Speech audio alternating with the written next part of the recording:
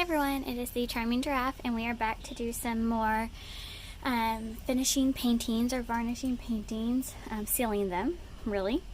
So same as yesterday, we're just going to take a wet paper towel and just dust the painting. Not anything terribly special about that process, just normal paper towel, damped it, wring it out, nothing special. Today's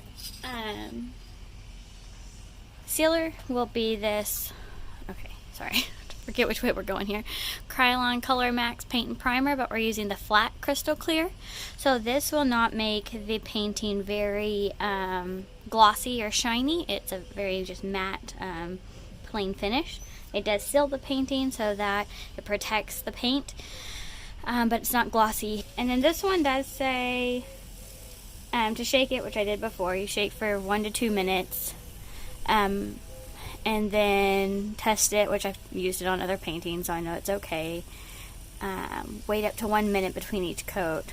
So, yeah, we'll wait at least 15, if not 15 to 30 minutes between each coat. So we will go ahead and get started here. This first coat we'll do this direction.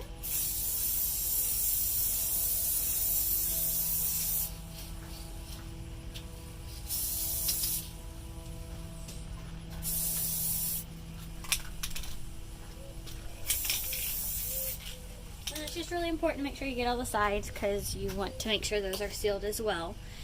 A few extra tips here while we let that sit. There we go. I've got some extra workstation set up here off camera. I put the pins in my paintings when I paint them to keep it off the table, because any wet paint will act as an adhesive and glue your painting down to the table or whatever it's sitting on. So I keep pins in them. These are clearly not the pins that were in them when I painted it, otherwise they'd be covered in paint. But sometimes I take the pins out and hang them on the wall while I let them cure. I do let all the paintings cure for 30 days before I seal them. If I do need the room, I'll take the pins out and then just hang them on the wall, and then before sealing them like we're doing today, I go in and just put pins in it so that it's off the table. Again, it's just to make sure that it doesn't compromise it. As you can tell right now, we're just sealing the top and the sides of the paintings, but before I sell them, I do turn them over and give it one quick coat of typically a matte or whatever I have handy. Really, it doesn't matter, just to seal this because I don't want it coming off on your wall when you buy it and hang it. So I just don't want this to compromise any of your wall. So that's how I seal that. As far as this painting and like stuff like that, I don't do anything with it. I think it shows that it's an original and gives it an extra, just like you know it's handmade, homemade. It's not out of a factory. It's not something that I just printed. It's literally my finger that had paint on it as I was creating it.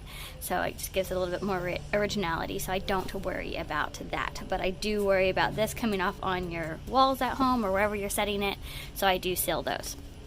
Same process, just turn it over, give it a quick spray of whatever. I just spray the, like in a rectangle pattern, just to protect it. So just another extra tip there.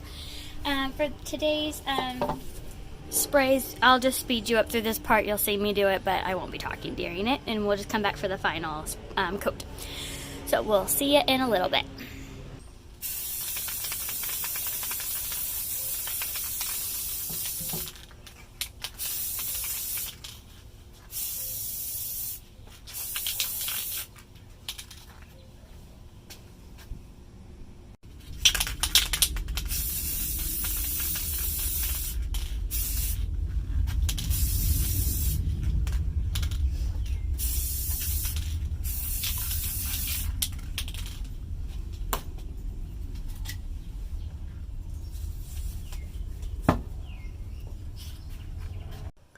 Alright guys, we are back for the final coat. This is still our flat crystal clear Krylon. And our final coat will go this way.